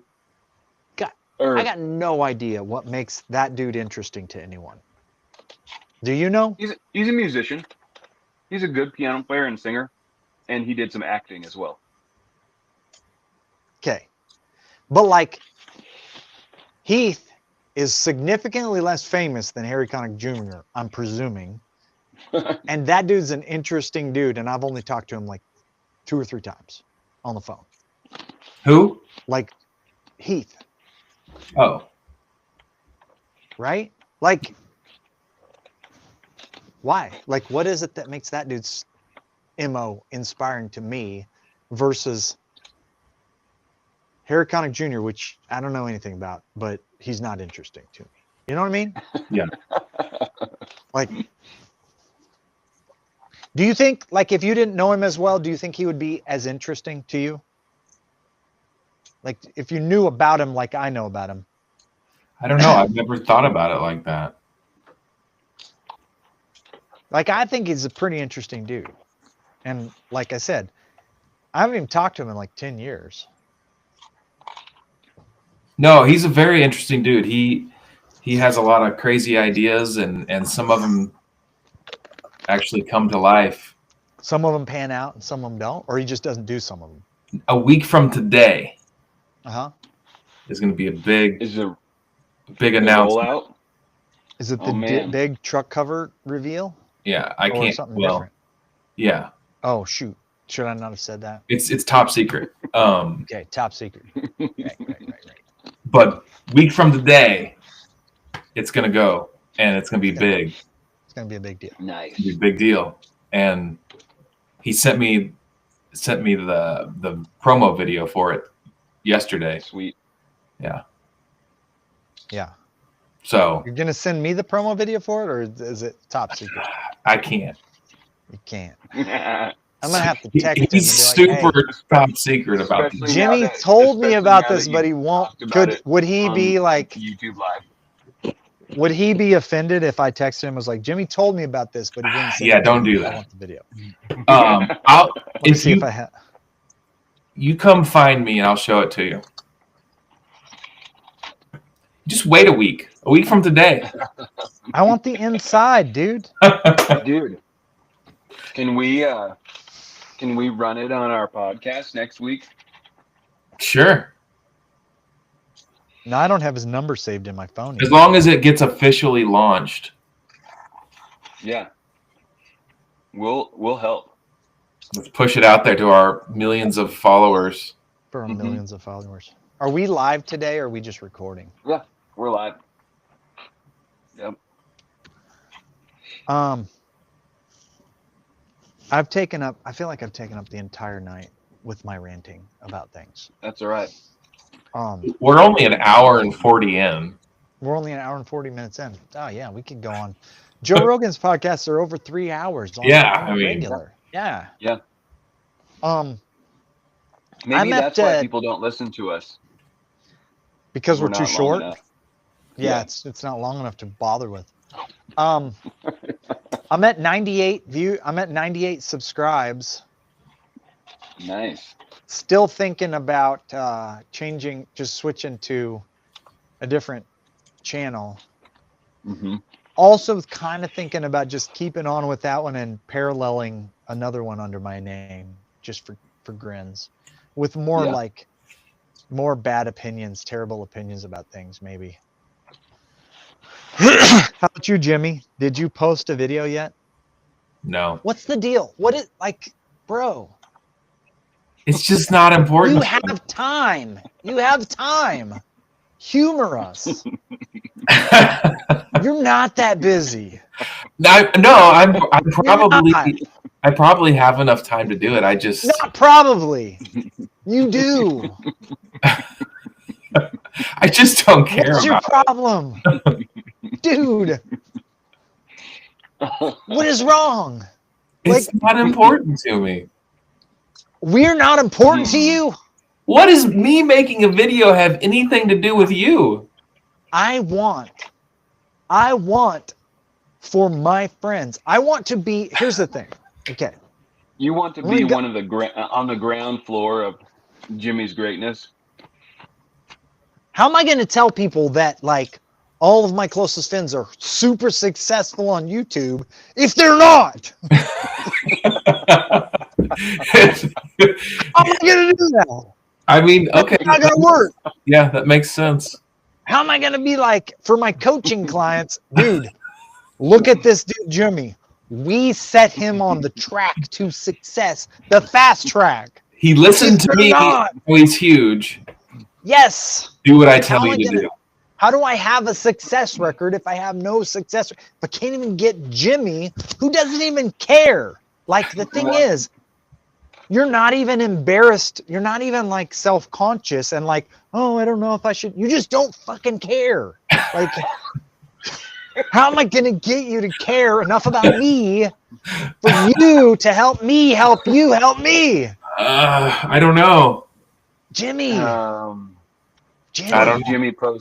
Jimmy's going to post 3 videos and it's going to go viral. 1,000 followers. Maybe. That would be neat. I'm not trying to be angry. I'm just okay. You didn't seem angry. No, I A didn't little seem bit. angry. just No. just Okay. really sincere. Here's the thing. Concerned. I'm gonna share my heart a little bit. Uh-huh. Since this is the time for Dan to Is talk. this going to be different than what you just did? This is gonna Let be me this be is honest with you. real. Oh, This Let is me be real. honest with you. Okay. I'm gonna be honest with you here for a minute. I'm like a preacher right now. I'm gonna be honest with you here for a minute. What have you been doing for the last freaking hour, dude? That's one of the things that I genuinely think, like, kind of on the subject of Junior and kind of on the subject of everything that I want to be doing. I think that if I got to the end of my life and died and I'm not looking down from heaven. I don't care. Once I'm on the other side, I don't think I care. But like I think that if I could legitimately say I helped 1,000 people in some way, like there's 1,000 people who would be like, I was successful in X because of the connection that was like somehow, like I don't even have to be the main thing. Somehow through that connection with that guy,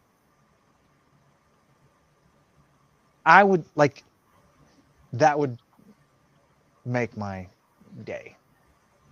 maybe you should start pastoring a church. I don't want to pastor a church. Oh, I'm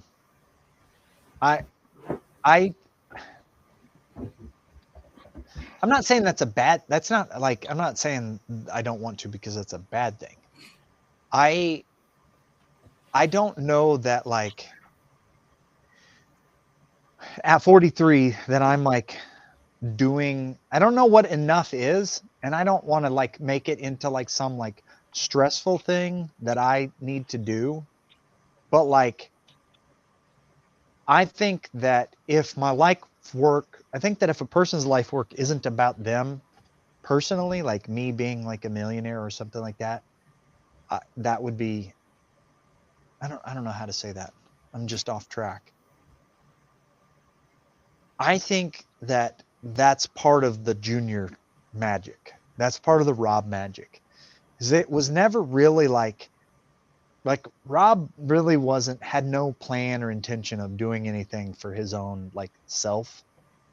He wanted everybody that he interacted with to like have a great interaction with him, and maybe he had like a pretty small like view of what that was, but like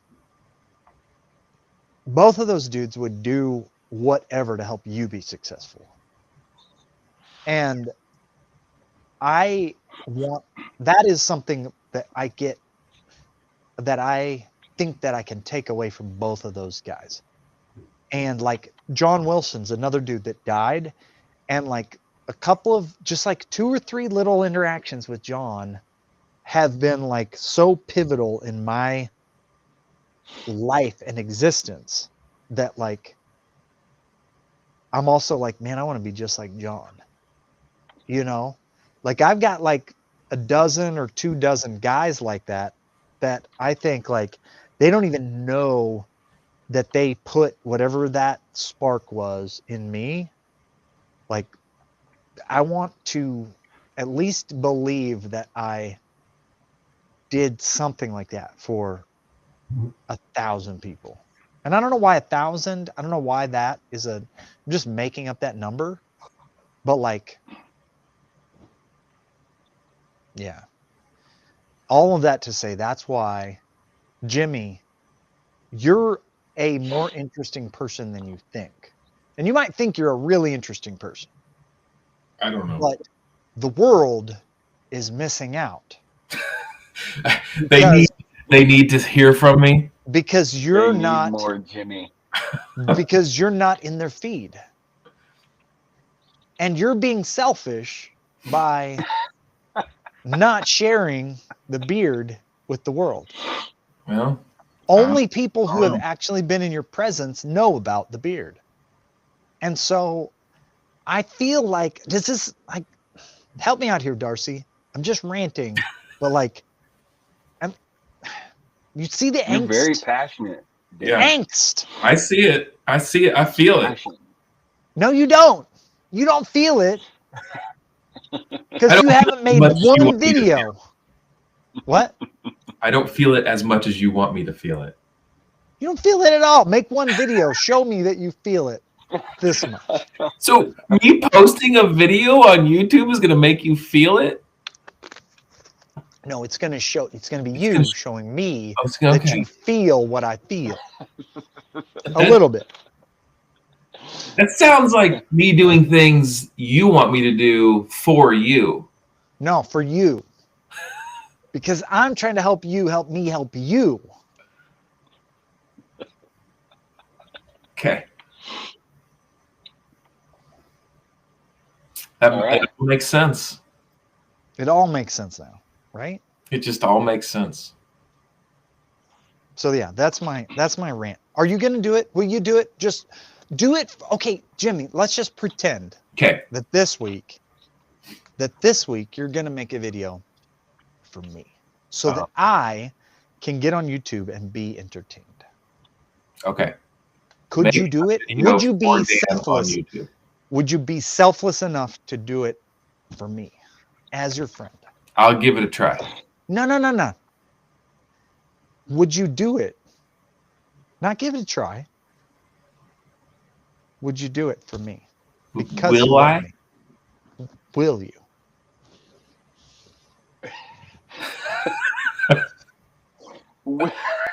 Will I or would I?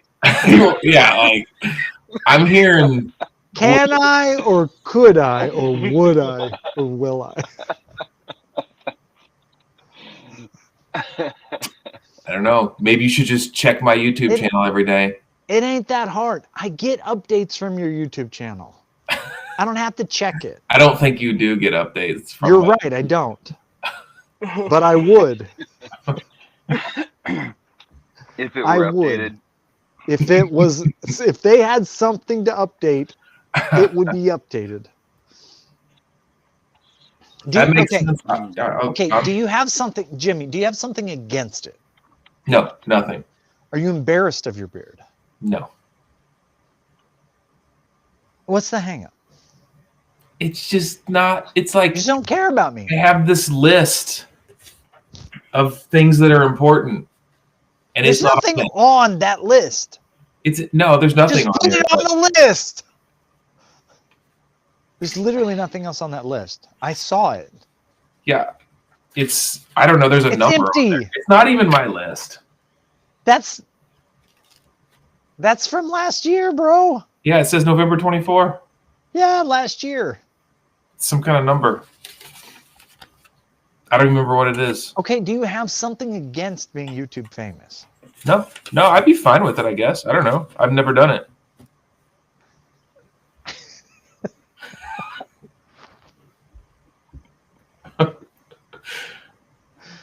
Okay.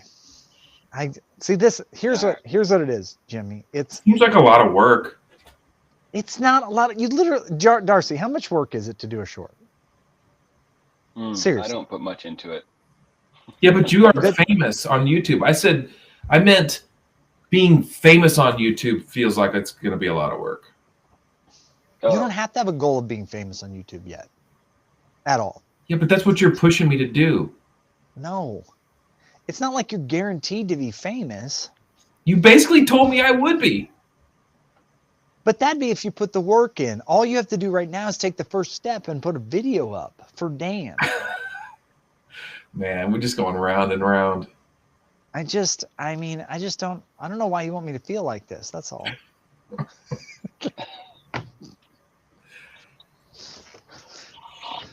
Fine. All right. So if I post a video, you're going to promote it to all of your thousands of followers. Oh, yeah. Yeah. All 98 of them.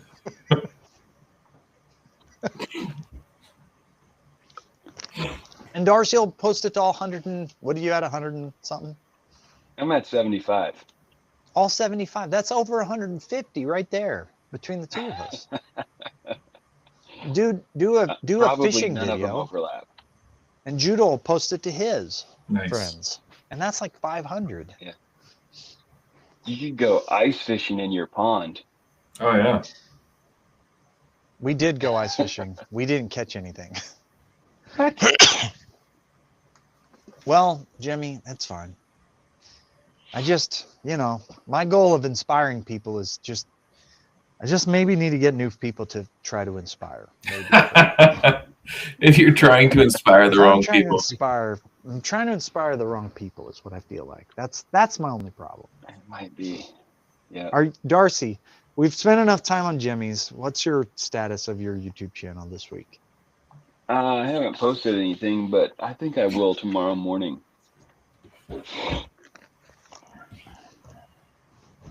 What are you going to post about tomorrow morning?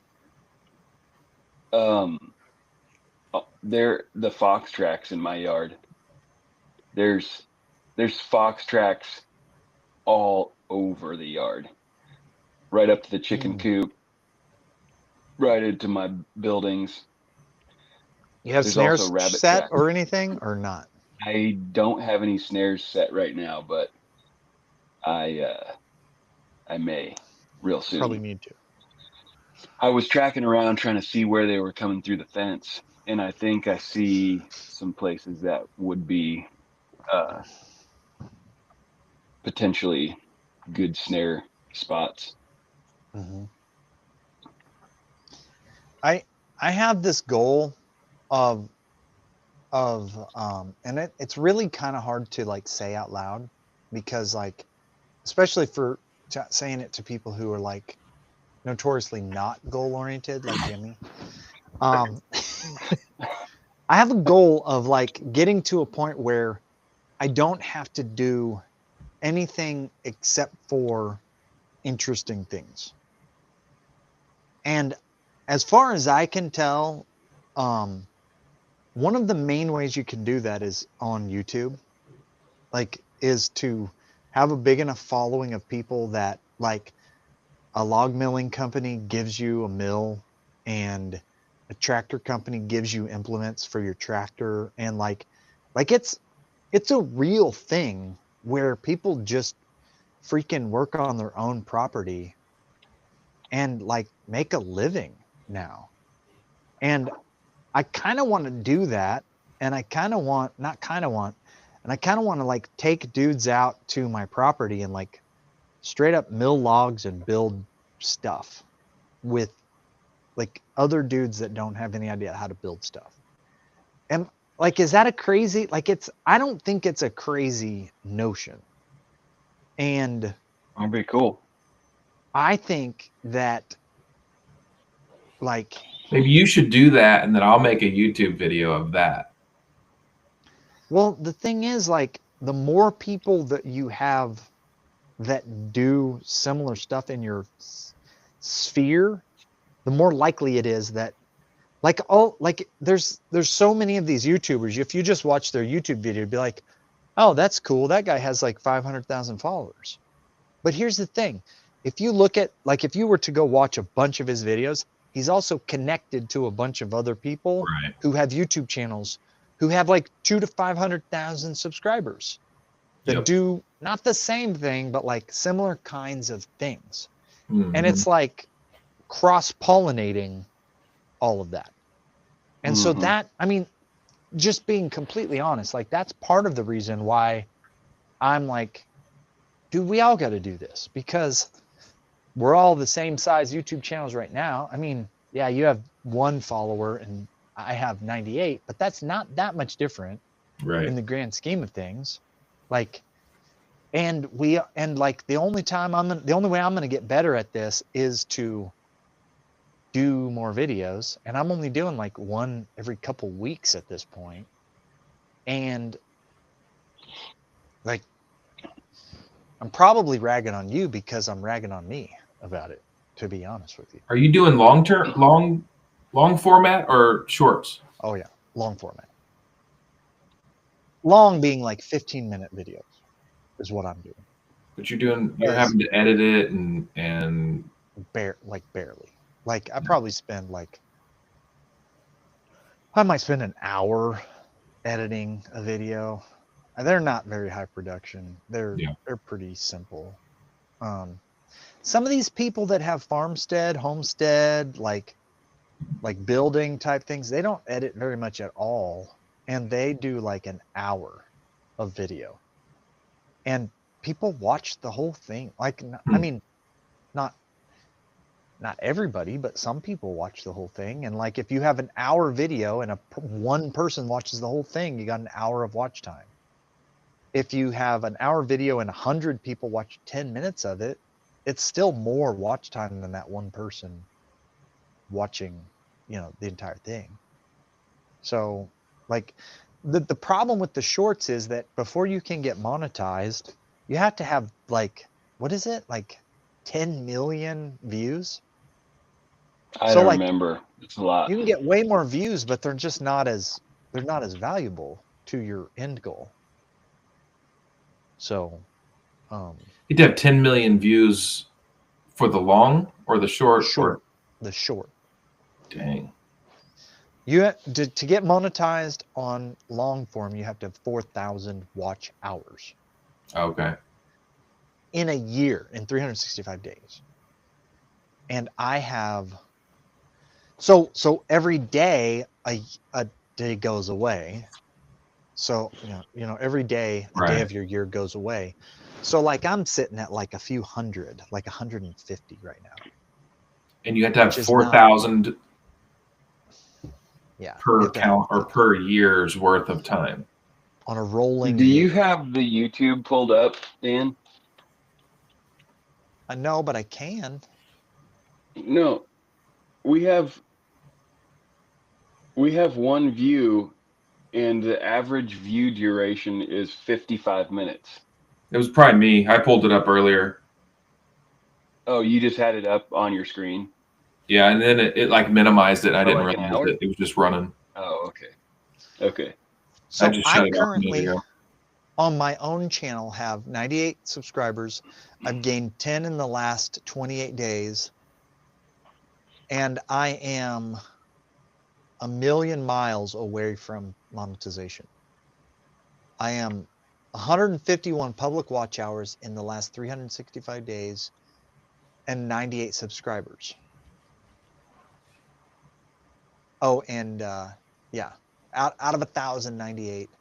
If I was doing shorts views, I would need 10 million, and I have 693. Dang. But the other thing is, like, the monetization goal isn't like, you can make money on YouTube other ways before you get monetized. But I mean, like, I would guess if you wanted to fill up, like, if you wanted to do like a men's retreat, you probably need like 10,000 viewers to promote that and get 50 people to come to it. I would say at least 10,000 viewers if you wanted to actually charge money for the event and get people to come to it. Do you take your long format and then bunch it up into a bunch of different shorts? I did a few of those, but my thing updated, and it's not as easy to find the edit to short now. I've like, on the last couple of videos, I've been like looking for how to do it, and I can't quite figure out how to just trim it down and do that. I don't know. But I see a lot of people do that, where it's like you watch a short and it's interesting and you want to hear more. Yeah. Find the page. Like a little promo for it or whatever. Yeah. I haven't, but yeah. Not to keep belaboring the closing it down, but Darcy, are you getting chicks soon for Butcher? Because that'd be a good story to follow. I wasn't planning on it this year. Oh, okay. I mean, the last ones I did, if I were to get them, I would not get them from the same place, Okay. because the last chickens that I did for butchering were just so scrawny. I Really? mean, they. I think that commonly you feed them out for like 10 weeks? 10 8 weeks weeks? 8 or 10 weeks? and Yeah. butcher. Yeah, Yeah. And in I'm 10 pretty weeks, they sure I can't even hardly went. walk on those Nah, white ones. I'm pretty sure I went like 18, 19 weeks on these things, and they were ridiculously scrawny. Like What we're were they? talking. Well, that's the thing. They were Friar breed, which what I figured out is they are just the roosters from all of the sexable breeds. Really? So barred rocks, sex links, Oh, they're all the roosters that no one wants to buy. They're not necessarily like a bred butcher chicken. So if I do it again someday, I will not go with chicks from that hatchery. yeah, that's not. So you need to either get like those white, um, The big old like California Giants or whatever, or the or like the Rangers, Leghorns, Leghorn Rangers or something like that. or like a hybrid. Yeah. Yeah. I tried to butcher my roosters a couple years ago when we hatched. And after doing like 5 or 6 of them, I was like, dude, like full grown rooster breast was like yay long Hmm. and like it was like a cut link of chicken. Yeah. And I was like, so much work for nothing. Hmm. And I started just executing them and just move like when they were soon as I could tell what they were, I just started knocking them out of the Yeah. circulation because Yeah. they weren't worth feeding up to that full size. I didn't think. Right. Okay, bummer. Yep. But Anyway, it's tomorrow now it is. Yep. We probably ought to shut it down. for our viewers. Yep. Yeah. They got to go to bed. Yeah. Okay. All right. Thanks for joining the Not Your Average Guy show. We'll see you next week. See ya. See ya. Bye. I'm gonna make one more appeal, Jimmy. When you're more famous than Taylor Swift, you're gonna think,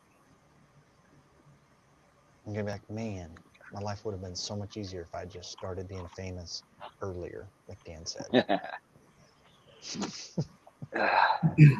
FYI.